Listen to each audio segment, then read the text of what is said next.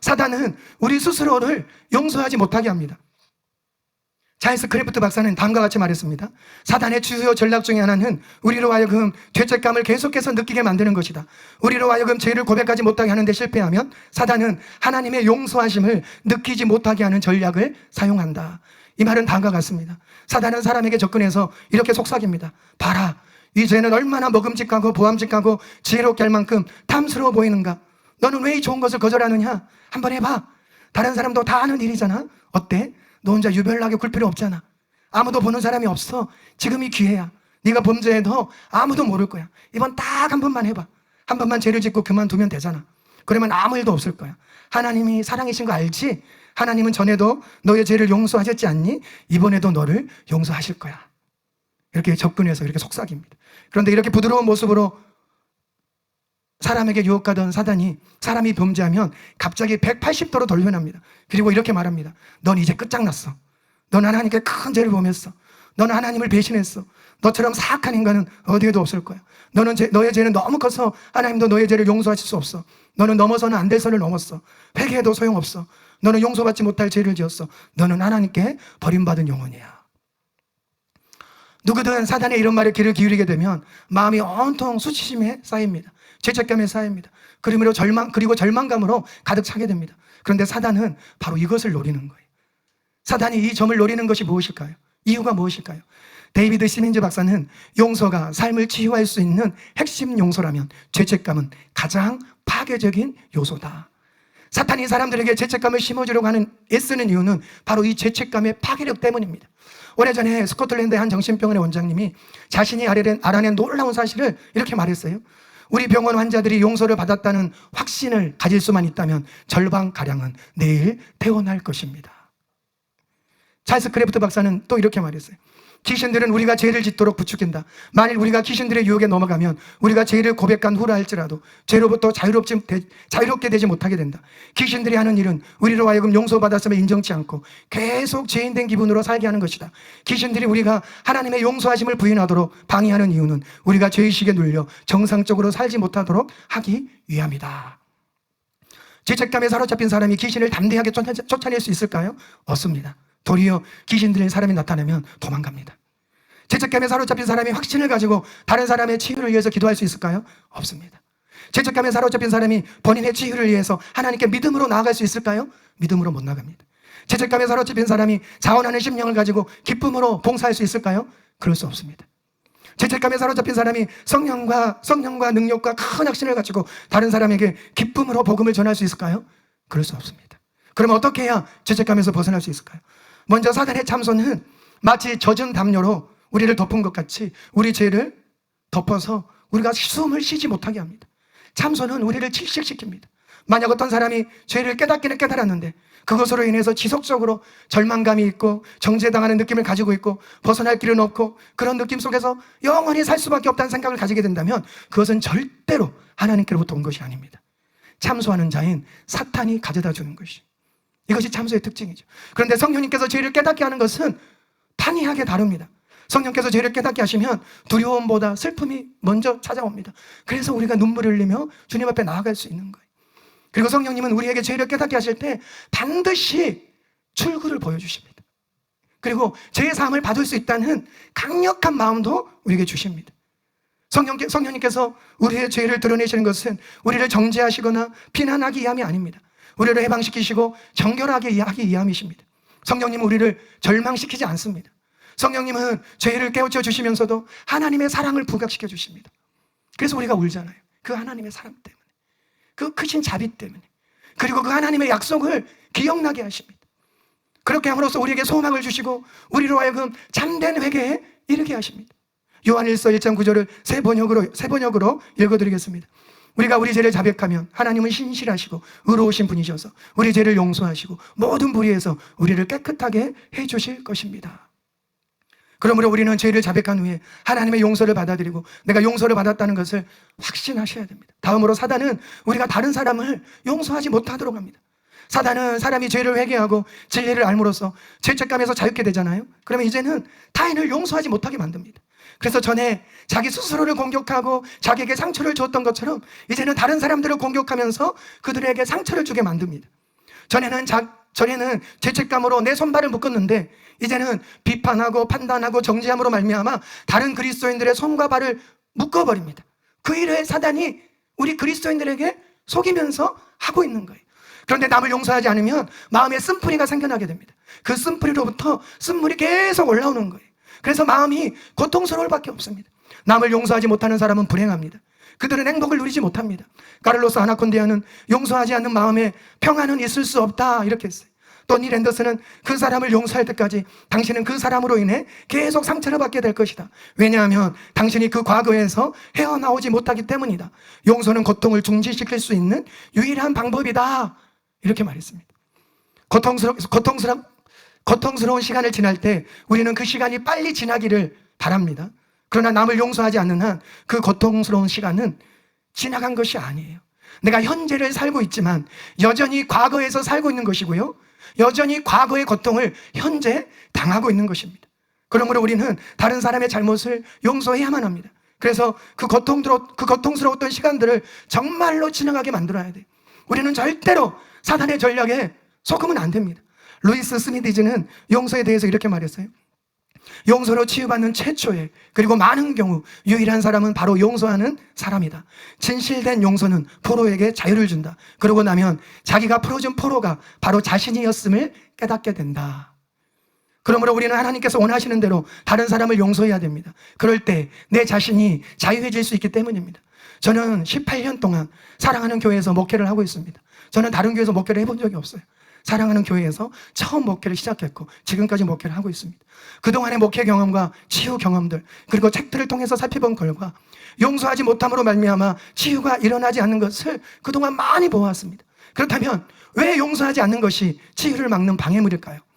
바로 용서하지 못하면 믿음과 기도가 역사하지 않기 때문입니다. 담임 목사님의 용서는 나를 위한 것입니다 라는 책에 보면 이런 부분이 있습니다. 믿음과 기도는 매우 중요합니다. 우리는 믿음과 기도를 통해 필요한 것을 하나님께로부터 공급받습니다. 그런데 여러분 아십니까? 여러분이 용서하지 않으면 아무리 믿고 기도해도 전혀 소용이 없습니다. 마가복음 11장 22절에서 25절에 보면 예수께서 그들에게 대답하여 이르시되 하나님을 믿으라. 내가 진실로 너희에게 이르노니 누구든지 산더러 들려 바다에 던져지라 하며 그 말하는 것이 이루어질 줄 믿고 마음에 의심하지 아니하면 그대로 되리라. 그러므로 내가 너희에게 말하노니 무엇이든지 기도하고 구하는 것은 받은 줄로 믿으라. 그리하면 너희에게 그대로 되리라. 서서 기도할 때 아무에게나 혐의가 있거든 용서하라. 그리하여야 하늘에 계신 너희 아버지께서도 너희 허물을 사하여 주시리라 하시니라. 그런데 마가복음 11장 23절과 24절은 마가복음 25절이 없이는 역사하지 않습니다. 왜 25절이 없이는 역사하지 않을까요? 그 이유는 믿음은 사랑이 없으면 역사하지 않기 때문입니다. 갈라디아서 5장 6절에 그리스도 예수 안에서는 할례나 무할례나 효력이 없으되 사랑으로서 역사하는 믿음뿐이니라. 우리가 믿고 그 믿음을 고백하는 것은 효과적인 믿음을 위해서 필요합니다. 또 기도의 응답을 받는 데 필요합니다. 그런데 이것만 가지고는 안 됩니다. 부족해요. 여기에 사랑을 더해야 돼요. 25절은 그리고 엔드라는 말로 시작됩니다.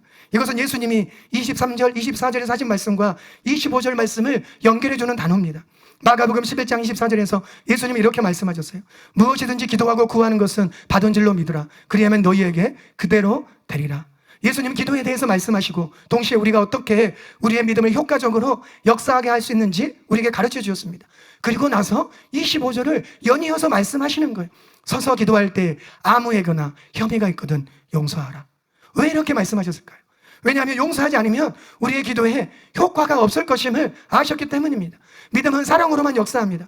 그러므로 우리가 잘못을 용서하지 않으면 우리 믿음이 역사하지 않습니다. 죽은 믿음이 되어버립니다. 케네스 해긴 목사님은 용서하지 않는 것은 예수님께서 언급하신 믿음에 대한 유일한 방해물이다 이렇게 말했어요. 치유는 하나님의 말씀을 믿음으로 또 믿음의 기도로 일어납니다. 마태복음 8장 17절에 이는 선지자 이사야를 통하여 하신 말씀이 우리의 연약한 것을 친히 담당하시고 병을 짊어지셨 또 다음을 이루려 하심이더라. 야고보서 5장 15절에 믿음의 기도는 병든 자를 구원하리니 주께서 그를 일으키시리라. 혹시 죄를 범하였을지라도 사하심을 받으리라. 그런데 우리가 용서하지 않으면 믿음과 기도가 역사하지 않기 때문에 치유가 일어나지 않는 것입니다. 그러나 이와는 반대로 나에게서 치유가 일어나도록 하기 위해서는 내 자신을 용서할 뿐만 아니라 다른 사람을 용서해야 됩니다. 카를로스 아나콘디아가 맨 처음 전도 집회를 시작할 무렵에 어떤 부인을 위해서 기도했습니다. 그 부인은 만성 기관지염이 심각해져서 병상에 누워 죽음을 기다리고 있었어요. 게다가 합병증으로 폐렴에 걸려 있었습니다. 아나콘디아는 그분에게 예수님을 증거했습니다. 그 부인은 마음을 열고 예수님을 자신의 구주로 영접했어요. 그 후에 아나콘디아가 그분을 위해서 기도했습니다. 그렇지만 기도를 하고 있을 때 하나님이 그 여자를 축복할 수 없다는 사실을 깨달았어요. 마치 딱딱한 판자 떼기 위해서 기도하는 것처럼 느껴졌어요. 그래서 하나님께 외쳤습니다. 하나님, 도대체 왜 이렇습니까? 그러자 성령님께서 증오심 때문이다 이렇게 가르쳐 주셨어요. 그래서 아나콘디아가 물어봤어요. 하나님은 당신을 축복하실 수가 없습니다. 왜냐하면 당신의 마음에 증오심이 있기 때문입니다. 누군가를 미워하고 있습니까? 그러자 그 부인이 난 아무도 미워하지 않는데요. 모두 다 사이가 좋습니다. 그래서 카를로스 아나콘디아가 하나님 안 그렇다잖아요. 왜 이렇습니까? 이렇게 물었어요. 그래서 성령님께서 그 부인과 며느리의 관계 때문이다 이렇게 말했어요. 그래서 아나콘디아가 지혜롭게 며느리가 몇 명이에요? 그러자 2명이라 그랬어요. 그러면 마리아와 에스텔인데 마리아의 관계는 어떻습니까? 마리아는 너무 좋은 사람이죠. 마리아는 항상 내가 좋아하는 간식을 막 가져다 주고 나를 언제나 시켜주기 위해서 목욕탕에 데려다 준다고. 착한 며느리입니다. 그러면 2번째 며느리 에스텔은 어때요? 아무 말도 안 해요. 입을 꼭 닫고 있어요. 왜 대답하지 않으세요? 에스텔과의 관계는 어떻습니까? 목사님, 에스텔 얘기는 하지도 마세요. 그 애는 정말로 지저분해요. 나의 아들과 손자도 다 빼앗아 가버렸어요. 참으로 밉살스러운 연애입니다. 여기 온고에 나와 있어. 그냥 읽었어요. 죄송합니다. 이 말을 듣고 아나콘디아가 말했어요. 만약 당신이 에스텔을 용서할 수 없다면 하나님은 당신을 위해서 아무것도 할 수 없습니다. 근데 그 부인이 계속 용서할 수 없다고. 나는 절대로 용서할 수 없다고. 그런데 용서한다는 것은 감정의 문제가 아니에요. 결심하는 거예요. 그 사랑, 하나님의 사랑을 의지해서 결심하는 거예요. 성령님이 도와주시죠. 그리고 그 아나콘디아 목사님이 자, 염려하지 말고 기도합시다. 예수님께 예수님 에스텔을 용서합니다 라고 말하십시오. 근데 부인이 절대로 우물우물거리면서 말을 안 하는 거예요. 그래서 말하십시오. 내 며느리 에스텔을 용서한다고. 그러자 간신히 에스텔을 용서합니다. 더 큰 소리로요. 에스텔을 용서합니다. 더 큰 소리로 에스텔을 용서합니다. 한 번 더요. 내 며느리 에스텔을 용서합니다. 예수님 부디 에스텔을 용서할 수 있도록 도와주세요. 에스텔을 축복합니다. 내 아들을 축복합니다. 나의 손자도 축복합니다. 근데 눈물이 뚝뚝뚝 떨어지기 시작해요. 성령님이 만지시기 시작했어요. 눈물을 한 방울 떨어뜨렸는데 성령님이 만지시자 눈물이 펑펑펑펑펑 쏟아지기 시작했어요. 그러면 시간이 지나고 나서 그 부인이 이런 미소를 띠면서 이렇게 말했어요. 내가 참으로 용서했다는 마음이 듭니다. 내 마음이 에스텔을 향해서 너무 뜨거워졌습니다. 그 부인은 3년 동안 걸을 수가 없었어요. 그런데 아나콘디아가 이제 일어나서 걸으십시오. 그래서 놀랍게도 그 자리에서 그 부인이 일어나서 걷기 시작했어요. 용서함으로 인해서 완전히 고침을 받은 것입니다. 할렐루야. 저의 간증을 좀 말씀드릴게요. 저는 기분이 너무 좋다가도 한순간 기분이 굉장히 나빠지는 그런 성향이 있습니다. 또 하나님의 임재에 잠겨 있다가도 갑자기 우울해지고 막 시무룩해지고 우울증 있는 것처럼 그렇게 빠지는 경향이 있었어요. 1년에 많으면 몇 번씩 또는 정말 중요한 순간에 이런 성향이 나타났기 때문에 저는 이것을 위해서 기도할 생각이 없었어요. 내 성향이겠거니 이렇게 생각을 했습니다. 근데 작년에 부룬디에 있으면서 이게 너무나 한순간에 의아하게 생각이 드는 거예요. 그래서 이것을 정말 심각하게 생각하기 시작했습니다. 그리고 몇 날 며칠을 주님께 여쭤보기 시작했어요. 주님, 제가 왜 이런 것입니까? 알려주세요. 정말 집중적으로 이것만 물어봤어요. 기도할 때, 차를 타고 다닐 때, 걸어 다닐 때, 밥 먹을 때 이것만 물어요. 주님 말씀해 주세요. 말씀해 주세요. 왜 이런 거예요 도대체? 왜 이렇습니까? 말씀해 주세요. 왜 이런 거예요? 알아야 되겠습니다. 이거 답해 주지 않으면 안 됩니다. 정말 사발적으로 주님께 매달렸습니다. 며칠이 지났는지 모르겠어요. 어느 날 부룬디 사람과 저녁을 먹고 있었어요. 그런데 갑자기 성령님께서 환상을 보여주시기 시작하셨어요. 그 환상은 이렇습니다. 밥을 먹고 있는데 환상을 보여주셨어요. 제가 초등학교 들어가기 전후였던 것 같습니다. 아버지가 술에 취하셔서 칼을 들고 어머니를 죽이겠다고 잡으러 다니셨어요. 우리는 사남 2년대 어머니와 함께 이웃집으로 도망갔습니다. 한 집에 들어간 것이 아니고 다른 집으로 다 뿔뿔이 흩어졌습니다. 아버지는 술에 취했기 때문에 걸음이 빠르지 않아서 우리를 잡을 수가 없었어요.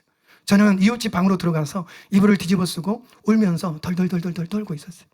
아버지가 어머니를 찾아서 칼로 푹 찔러서 죽일까 봐 그게 너무나 두려워서 엄청 울고 있었습니다. 장면이 바뀌면서 아버지가 아침을 먹고 있다가 갑자기 상을 뒤집어 엎는 거예요. 그것을 보고 있던 내가 너무 놀라서 눈이 동그래졌어요. 그 눈 동그래지는 게 저에게 보이더라고요. 두려움에 가득한 상태로 덜덜덜 떨면서 있는 것을 보았습니다. 이 환상들을 보여주시면서 성령님께서 저에게 이렇게 말씀하셨어요. 그때 네가 두려워할 때 너에게 문이 열렸다. 너의 삶에서 너를 망쳐왔던 두 가지 큰 세력이 있었는데 한 가지 세력은 너에게서 해결되었는데 마지막까지 남아있던 그 세력이 바로 이것이다. 네가 워낙 어렸기 때문에 40년 이상을 너의 성향인 것처럼 너를 속여왔다. 그리고 이 세력이 다른 세력에게 문을 열어주었다. 그래서 네가 나의 임재 안에 있었음에도 불구하고 갑자기 우울해지고 시무룩해지고 그런 현상이 생겼던 것이다. 네가 기분이 너무 좋다가도 한순간 기분이 굉장히 나빠지는 그런 성향이 너에게 있었다. 이런 것은 목회자에게 너무 치명적인 것이다. 그렇지만 네가 나에게 계속 물었기 때문에, 정말 집중적으로 물었기 때문에 내가 너에게 알려줄 수 있었다. 이제 너는 자유해졌다. 어둠은 빛이 임하면 물러가게 되어 있다. 너는 너의 부모님을 용서하고 너 자신을 용서해라. 그리고 자유를 선포해라. 그러면 너는 자유하게 될 것이다. 이런 마음을 주셨어요. 저는 저녁 식사를 마치고 집에 들어가서 혼자 제 서재에 앉아서 주님 앞에 눈물로 기도하기 시작했습니다. 그리고 눈물로 저희 부모님을 용서했어요.